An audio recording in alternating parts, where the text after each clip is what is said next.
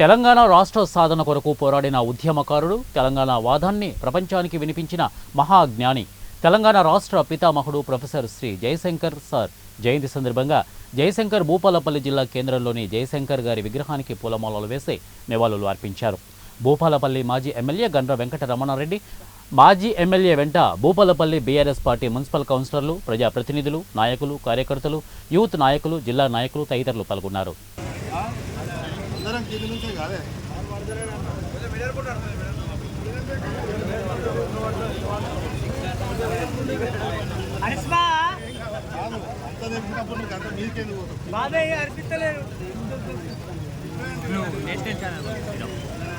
ఇప్పుడు ఎన్ని కెమెరాలు నడుపుతానికి మీదికి పోతే ఒక్కడే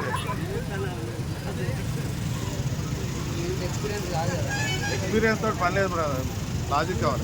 కెమెరా బ్రదర్ 1 సెకండ్ ఇక్కడ అందరూ